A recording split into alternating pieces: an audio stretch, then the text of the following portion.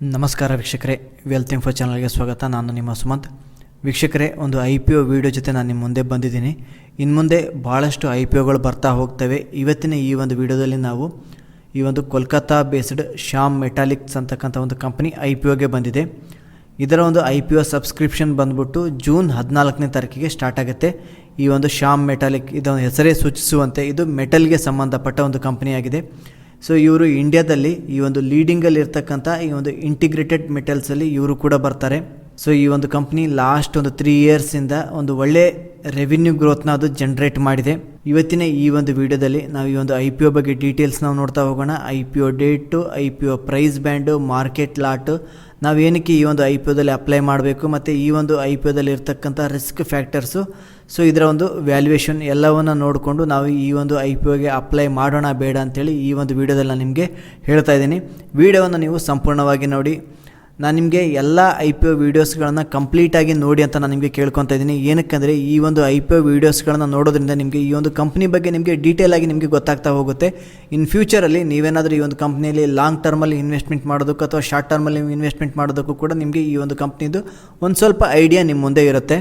So next ವೀಕ್ಷಕರೇ, ನಾವು ಈ ಒಂದು Shyam Metallics and energy limited company ಬಗ್ಗೆ ನಾವು ನೋಡ್ತಾ ಹೋಗೋಣ. ಅದಕ್ಕೂ ಮುಂಚೆ ನೀವೇನಾದರೂ ನಮ್ಮ ಚಾನಲ್ಗೆ ಸಬ್ಸ್ಕ್ರೈಬ್ ಆಗಿಲ್ಲ ಅಂತಂದರೆ ಪ್ಲೀಸ್ ಸಬ್ಸ್ಕ್ರೈಬ್ ಆಗಿ ನಮ್ಮನ್ನು ಪ್ರೋತ್ಸಾಹಿಸಿ ಅಂತೇಳಿ ನನಗೆ ಕೇಳ್ಕೊತಾ ಇದ್ದೀನಿ.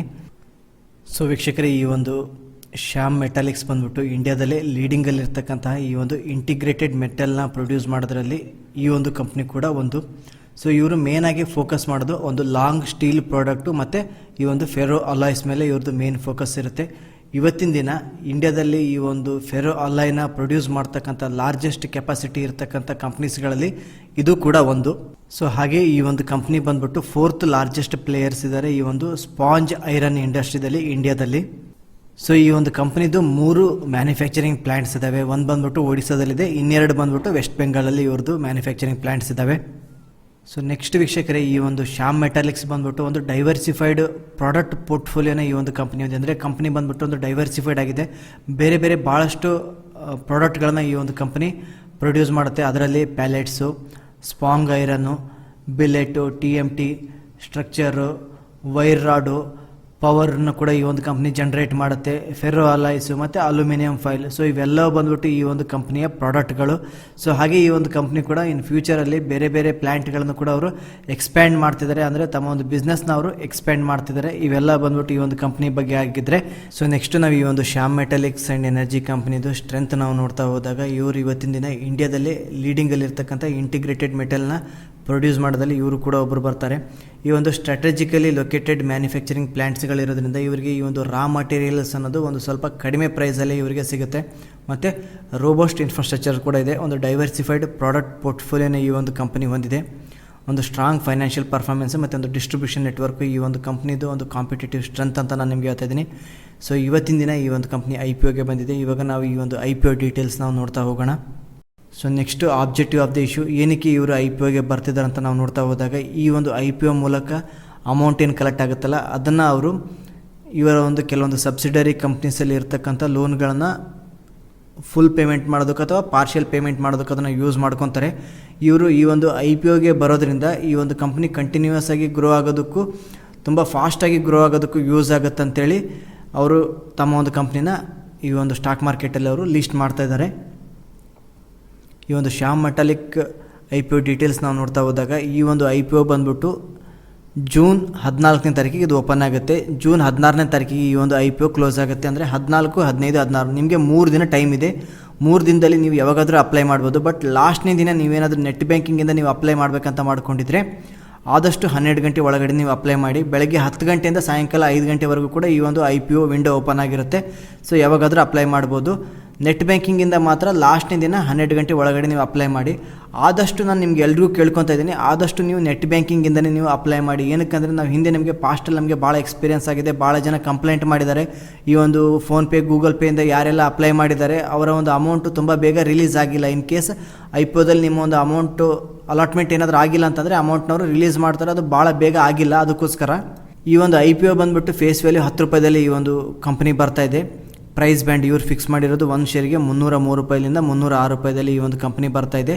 ನೀವು IPOಗೆ ಅಪ್ಲೈ ಮಾಡೋ ಟೈಮಲ್ಲಿ 306 ರೂಪಾಯಿ ಮ್ಯಾಕ್ಸಿಮಮ್ ಪ್ರೈಸ್ನೇ ನೀವು ಸೆಲೆಕ್ಟ್ ಮಾಡಬೇಕಾಗತ್ತೆ.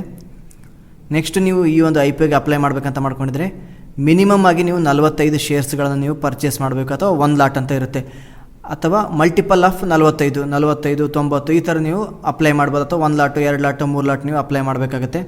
ಇದು BSc ಮತ್ತು NSCಯಲ್ಲೂ ಕೂಡ ಈ ಒಂದು ಕಂಪ್ನಿಲಿ ಇಷ್ಟ ಆಗ್ತಾ ಇದೆ.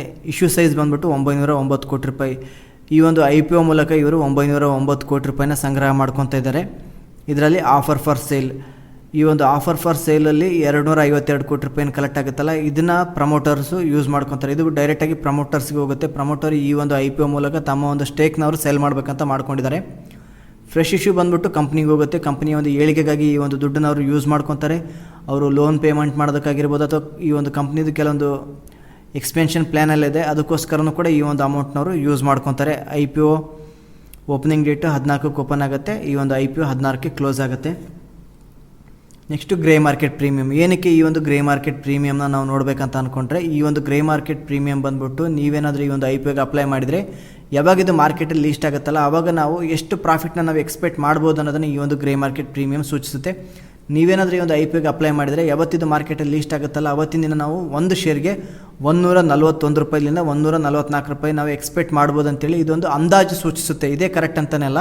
ಈ ಗ್ರೇ ಮಾರ್ಕೆಟ್ ಪ್ರೀಮಿಯಮ್ ಯಾವ ಥರ ವರ್ಕ್ ಆಗುತ್ತೆ ಅಂತೇಳಿ ವಿಡಿಯೋ ಮಾಡಿದ್ದೀನಿ, ಆ ಒಂದು ವಿಡಿಯೋನು ಕೂಡ ನೀವು ನೋಡ್ಬೋದು. ಸೊ ನೆಕ್ಸ್ಟು ನೀವೇನಾದರೂ ಈ ಒಂದು IPOಗೆ ಅಪ್ಲೈ ಮಾಡಿದರೆ ನಿಮಗೆ ಅಲಾಟ್ಮೆಂಟ್ ಆಗಿದೆಯಾ ಇಲ್ಲ ಅಂತೇಳಿ ಜೂನ್ 21ನೇ ತಾರೀಕಿಗೆ ನಿಮ್ಗೆ ಗೊತ್ತಾಗುತ್ತೆ. ನಿಮ್ಗೇನಾದರೂ ಅಲಾಟ್ಮೆಂಟ್ ಆಗಿಲ್ಲ ಅಂತಂದರೆ ಜೂನ್ 22ನೇ ತಾರೀಕಿಗೆ ನಿಮ್ಮ ಒಂದು ಅಮೌಂಟು ರಿಫಂಡ್ ಆಗುತ್ತೆ. ಜೂನ್ 24ನೇ ತಾರೀಕಿಗೆ ಈ ಒಂದು ಸ್ಟಾಕು ಮಾರ್ಕೆಟಲ್ಲಿ ಲೀಸ್ಟ್ ಆಗುತ್ತೆ. ಸೊ ಮಿನಿಮಮ್ ಆಗಿ ನಾವು 1 ಲಾಟ್ ಅಥವಾ 45 ಶೇರ್ಸ್ ನಾವು ಅಪ್ಲೈ ಮಾಡಬೇಕಾಗುತ್ತೆ. ಅದಕ್ಕೆ 13,770 ರೂಪಾಯಿ ಬೇಕಾಗುತ್ತೆ. ಮ್ಯಾಕ್ಸಿಮಮ್ ಆಗಿ ನಾವು ರಿಟೇಲ್ ಕ್ಯಾಟಗರಿಯಲ್ಲಿ 14 ಲಾಟ್ಗಳನ್ನು ನಾವು ಅಪ್ಲೈ ಮಾಡ್ಬೋದು, ಅಥವಾ 630 ಶೇರ್ಸ್ಗಳನ್ನು ನಾವು ಅಪ್ಲೈ ಮಾಡ್ಬೋದು. ಅದಕ್ಕೆ 1,92,780 ರೂಪಾಯಿ ಬೇಕಾಗುತ್ತೆ. ಸೊ ವೀಕ್ಷಕರೇ, ನಾವು ಈ ಒಂದು IPOದಲ್ಲಿ ನಮ್ಮ ಒಂದು ಚಾನ್ಸಸ್ನ ಹೇಗೆ ಹೆಚ್ಚು ಮಾಡ್ಕೊಳ್ಳೋದು, IPOದಲ್ಲಿ ನಮಗೆ ಈ ಒಂದು ಶೇರ್ಸ್ಗಳು ಸಿಗ್ತಕ್ಕಂಥ ಸಾಧ್ಯತೆಯನ್ನು ನಾವು ಹೇಗೆ ಹೆಚ್ಚು ಮಾಡ್ಬೋದು ಅಂತೇಳಿ ಒಂದು ಡೀಟೇಲ್ ವೀಡಿಯೋ ಮಾಡಿದ್ದೀನಿ. ಅದನ್ನು ಕೂಡ ನೀವು ನೋಡಿ ಅಂತೇಳಿ ನಾನು ನಿಮಗೆ ಕೇಳ್ಕೊತಾ ಇದ್ದೀನಿ. ಸೊ ಇವತ್ತಿನ ದಿನ ಈ ಒಂದು ಕಂಪ್ನಿಯಲ್ಲಿ ಪ್ರಮೋಟರ್ಸ್ 100% ಹೋಲ್ಡಿಂಗ್ ಇದೆ. ಈ ಒಂದು ಸ್ಟಾಕ್ ಮಾರ್ಕೆಟಲ್ಲಿ ಯಾವಾಗ ಲೀಸ್ಟ್ ಆಗುತ್ತಲ್ಲ, ಆವಾಗ ಪ್ರಮೋಟರ್ ಹೋಲ್ಡಿಂಗ್ ಬಂದುಬಿಟ್ಟು 88.35% ಇರುತ್ತೆ ಈ ಒಂದು ಕಂಪ್ನಿಯಲ್ಲಿ. ಸೊ ನೆಕ್ಸ್ಟ್ ವೀಕ್ಷಕರೇ, ಈ ಒಂದು ಶ್ಯಾಮ್ ಮೆಟಾಲಿಕ್ಸ್ದು ಒಂದು ಫೈನಾನ್ಷಿಯಲ್ಸ್ ನಾವು ನೋಡ್ತಾ ಹೋದಾಗ ನೀವು ಇಲ್ಲಿ ನೋಡ್ಬೋದು, ಅದರ ಒಂದು ರೆವಿನ್ಯೂ ಮತ್ತು ಪ್ರಾಫಿಟ್ ಆಫ್ಟರ್ ದ ಟ್ಯಾಕ್ಸ್ ಇದು ಮಿಲಿಯನ್ಸಲ್ಲಿದೆ. ಸೊ ಈ ಒಂದು ಕಂಪ್ನಿ ಬಂದುಬಿಟ್ಟು 2018ರಲ್ಲಿ ಇವರ ಒಂದು ಪ್ರಾಫಿಟ್ ಬಂದುಬಿಟ್ಟು 528 ಕೋಟಿ ರೂಪಾಯಿನದು ತೋರಿಸಿದೆ. 13.5% ಪ್ರಾಫಿಟ್ ಗ್ರೋತ್ನವರು ತೋರಿಸಿದ್ದಾರೆ. 2019ರಲ್ಲಿ ಇವರ ಒಂದು ಪ್ರಾಫಿಟ್ ಗ್ರೋತ್ ಬಂದುಬಿಟ್ಟು 13.6% ಅವರು ತೋರಿಸಿದ್ದಾರೆ. 2020ರಲ್ಲಿ ಇವರ ಒಂದು ಪ್ರಾಫಿಟ್ ಗ್ರೋತ್ ಬಂದುಬಿಟ್ಟು 7.7% ಆಗಿದೆ. ಲಾಸ್ಟ್ 9 ಮಂತ್ಸಲ್ಲಿ ಇವರ ಒಂದು ಪ್ರಾಫಿಟ್ ಗ್ರೋತ್ ನಾವು ನೋಡ್ತಾ ಹೋದಾಗ 11.4% ತೋರಿಸಿದೆ. ಸೊ ಇವರ ಒಂದು ಕಂಪ್ನಿ ಫೈನಾನ್ಷಿಯಲ್ಸ್ ನಾವು ನೋಡ್ತಾ ಹೋದಾಗ ಒಂದು ಸ್ಟ್ರಾಂಗ್ ರೆವಿನ್ಯೂ ಗ್ರೋತ್ ಅನ್ನೋದು ನಮಗೆ ಲಾಸ್ಟ್ 3 ಇಯರ್ಸ್ ಮತ್ತು 9 ಮಂತ್ಸಲ್ಲಿ ನಮಗೆ ಕಾಣಿಸುತ್ತೆ.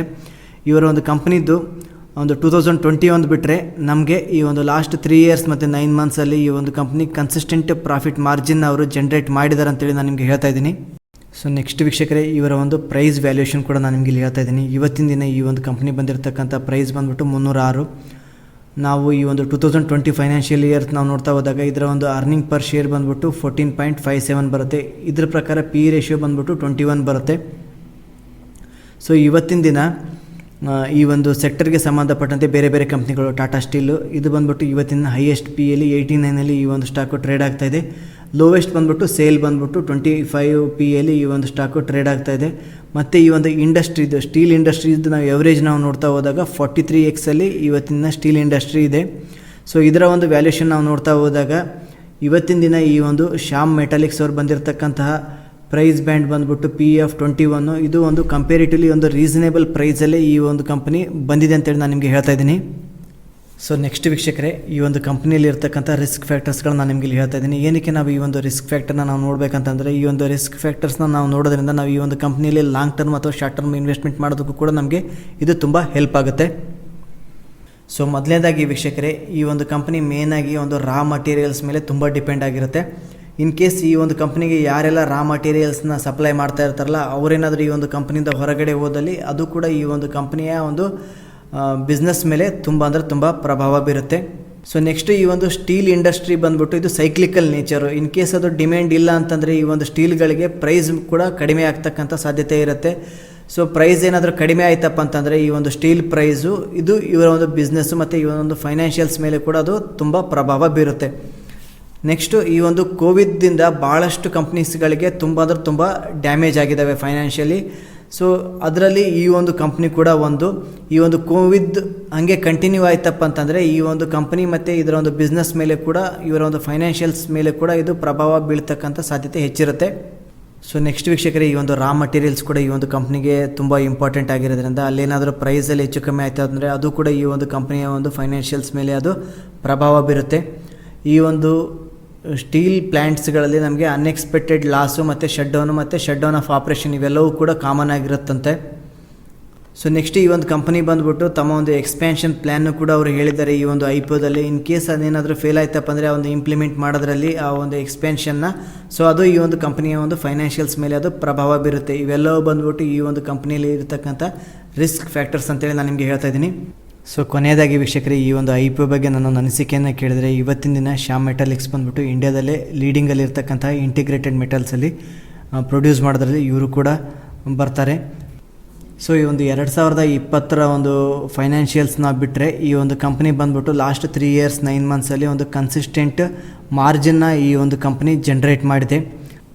ಸೊ ನೆಕ್ಸ್ಟ್ ವೀಕ್ಷಕರೇ, ಇವತ್ತಿನ ದಿನ ಈ ಒಂದು ಶ್ಯಾಮ್ ಮೆಟಾಲಿಕ್ಸ್ IPOಗೆ ಬಂದಿದೆ $306, ಒಂದು ರೀಸನೇಬಲ್ ಪ್ರೈಸಲ್ಲಿ ಇವತ್ತಿನ ದಿನ ಈ ಒಂದು ಕಂಪನಿ ಬಂದಿದೆ. ಇವೆಲ್ಲವನ್ನು ನಾವು ನೋಡ್ತಾ ಹೋದಾಗ ಯಾರಾದರೂ ಮೀಡಿಯಮ್ ಟು ಲಾಂಗ್ ಟರ್ಮ್ವರೆಗೆ ನೀವು ಇನ್ವೆಸ್ಟ್ಮೆಂಟ್ ಮಾಡಬೇಕಂತ ಮಾಡ್ಕೊಂಡಿದ್ರೆ ಈ ಒಂದು ಕಂಪ್ನಿಯಲ್ಲಿ ನೀವು ಇನ್ವೆಸ್ಟ್ಮೆಂಟ್ ಮಾಡ್ಬೋದು. ಹಾಗೆ IPOಗೂ ಕೂಡ ನೀವು ಅಪ್ಲೈ ಮಾಡಿ ಅಂತ ನಾನು ನಿಮಗೆ ಕೇಳ್ಕೊತಾ ಇದ್ದೀನಿ. IPOದಲ್ಲಿ ನಾವು ಒಂದು ಒಳ್ಳೆ ಲೀಸ್ಟಿಂಗೇನ ನಾವು ಈ ಒಂದು ಕಂಪ್ನಿಯಲ್ಲಿ ಎಕ್ಸ್ಪೆಕ್ಟ್ ಮಾಡ್ಬೋದು ಅಂತೇಳಿ ನನ್ನ ಒಂದು ಅನಿಸಿಕೆ ಇದೆ. ಸೊ ಇದಾಗಿತ್ತು ವೀಕ್ಷಕರೇ ಇವತ್ತಿನ ದಿನ ಈ ಒಂದು ಶ್ಯಾಮ್ ಮೆಟಾಲಿಕ್ಸ್ ಬಗ್ಗೆ ಒಂದು ಡೀಟೇಲ್ ಇನ್ಫಾರ್ಮೇಷನ್ ನಾನು ನಿಮಗೆ ಶೇರ್ ಮಾಡಿದ್ದೀನಿ. ಈ ಒಂದು ಮಾಹಿತಿ ನಿಮಗೆ ಉಪಯುಕ್ತವಾಗಿದ್ದರೆ ವಿಡಿಯೋವನ್ನು ಇನ್ನೂ ಲೈಕ್ ಮಾಡಿಲ್ಲ ಅಂತಂದರೆ ಲೈಕ್ ಮಾಡಿ. ನಿಮಗೆ ನಮ್ಮಿಂದ ಕನ್ನಡದಲ್ಲಿ ಸ್ಟಾಕ್ ಮಾರ್ಕೆಟ್ನ ಕಲಿ ಯಾವುದೇ ಒಂದು ಆಸಕ್ತಿ ಇದ್ದರೆ ನನ್ನ ಒಂದು ವಾಟ್ಸಪ್ ನಂಬರ್ಗೆ ನೀವು ಕಾಂಟ್ಯಾಕ್ಟ್ ಮಾಡ್ಬೋದು. Thank you for watching. ಧನ್ಯವಾದಗಳು.